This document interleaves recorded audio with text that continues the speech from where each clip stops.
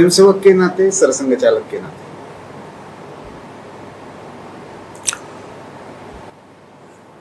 एक बहुत सोच समझकर शुरू किया हुआ कार्य है,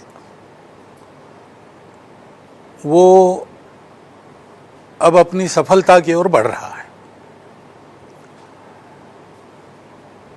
बीमारी क्या है और उपाय क्या करना चाहिए, इसका अचूक विचार हुआ। उपचार की पद्धति भी प्रयोगों से निश्चित की गई।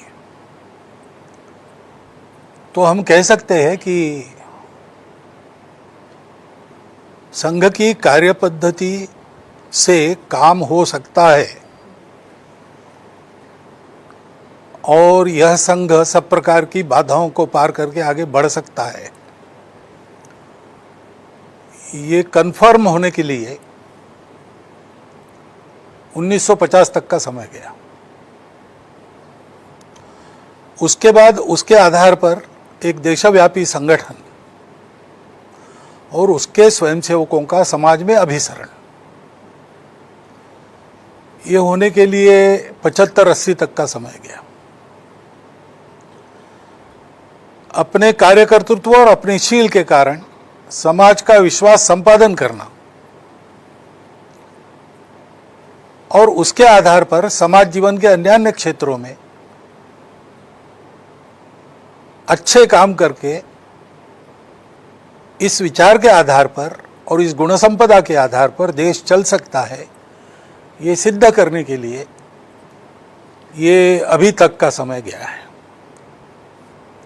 अब इसके आगे काम है कि पूरा समाज इसी गुणवत्ता के आधार पर प्रामाणिकता से, निस्वार्थ बुद्धि से सारे भेद छोड़कर देश के लिए काम करे और देश को बड़ा बनाए।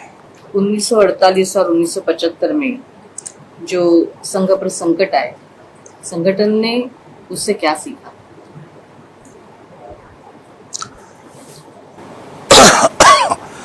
उन्नीस 1948 का प्रतिबंध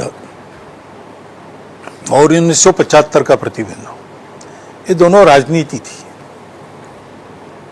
प्रतिबंध लगाने वाले भी जानते थे कि संघ से नुकसान कुछ नहीं, संघ से लाभ ही है। विचारधारा की प्रतिस्पर्धा तो समाज में चलती, इतना बड़ा समाज है, अनेक विचार रहेंगे, परंतु अपना राजनीतिक वर्चस्व कायम रहे इसलिए, और ऐसे जब लोग होते हैं कि उसके लिए ऐसी बातें करने के लिए तैयार होते हैं, तो जिनके अन्य स्वार्थ रहते हैं किसी विचारधारा के पीछे धकेलने में, वो भी उनके साथ जुड़ जाते हैं। तो ऐसे लोगों ने मिलकर ये किया।